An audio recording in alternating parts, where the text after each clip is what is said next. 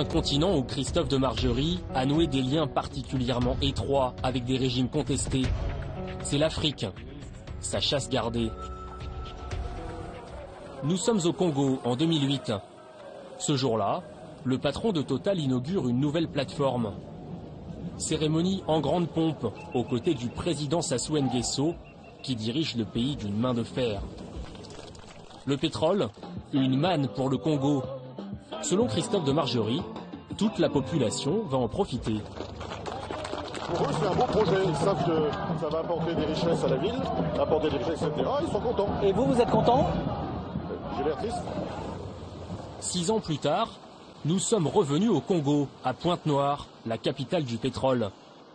Pour exploiter l'or noir, Total reverse chaque année au pays 3 milliards d'euros. C'est la moitié du budget congolais. Derrière le port, les quartiers propres, où vivent les expatriés. Mais Christian Munzeo veut nous montrer le vrai visage de sa ville. Il fait partie d'une association qui demande une meilleure répartition des richesses. Pour lui, Pointe-Noire, c'est surtout ça. Des routes défoncées, des décharges à ciel ouvert, des coupures d'eau et d'électricité quotidiennes. Dans ces bidonvilles, la moitié de la population vit avec moins de 2 $ par jour. Total fait du bénéfice dans un espace qui est totalement miséreux.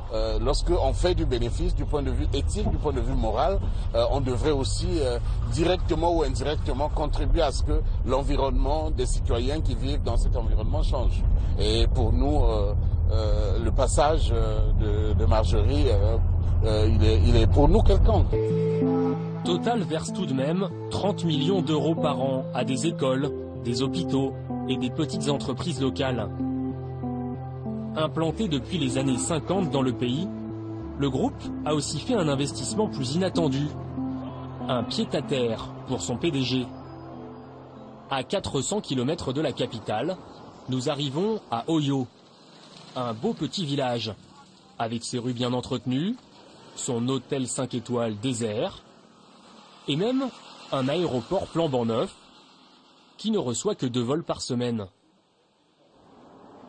Ce village modèle, c'est celui de son Excellence, Denis Sassou Nguesso. C'est ici que se traitent les plus gros contrats du pays. Dans son jet privé, Serge Mouilly est venu spécialement de Brazzaville pour nous faire visiter ce village qu'il a en partie rénové. En 2011, à la demande de Total, l'entrepreneur a bâti une belle villa pour les séjours de Christophe de Margerie. Bonjour. Bonjour. Et donc voilà, une maison simple. Et on est loin de la maison du chef de l'État? On peut avoir 1 kilomètre. Ah oui, donc il s'est quand même installé en voisin, on va dire. Oui, en voisin, tout à fait. Des relations de voisins, des relations de copains. Encore une fois, le patron de Total avait une façon bien à lui de faire des affaires. Non loin de là, le soir, au bord de la rivière, il partageait un bon whisky avec le président. La partie Oyo, c'était plus une partie, je dirais, des relations qu'ils avaient fraternelles, amicales, se passaient ici. Ils échangeaient sur quoi alors? Sur les grands sujets du moment, sur la vie, la nature. Le président est très attaché à la nature. Denis Sassou Nguesso, pourtant, est un personnage sulfureux. 35 ans de règne quasi ininterrompu à la tête du Congo, des accusations répétées de fraude électorale, de détournement de fonds publics. Il reçoit très rarement les journalistes. Mais à l'évocation de Christophe de Margerie, les portes du palais présidentiel s'ouvrent en grand. Le chef de l'État, 71 ans, veut rendre hommage à celui qui a fait tomber tant d'argent dans les caisses du pays. Voilà, on est en train de chahuter. Hein. On chahute et puis ensuite on passe aux choses sérieuses. C'est des bons souvenirs, ça. Souvenirs. Vous allez me la laisser? Oui, je vous la laisse. Des patrons français du pétrole, le président en a côtoyé une demi-douzaine.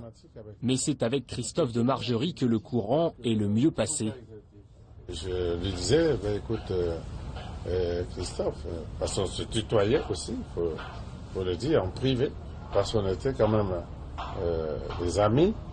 On pouvait se dire les choses directement. Et l'amitié, c'est nourrissait de vérité aussi. Récemment, Christophe de Margerie lui avait offert un vieux whisky écossais. Les deux hommes avaient prévu de le déguster ici même, en évoquant l'avenir de Total et du Congo.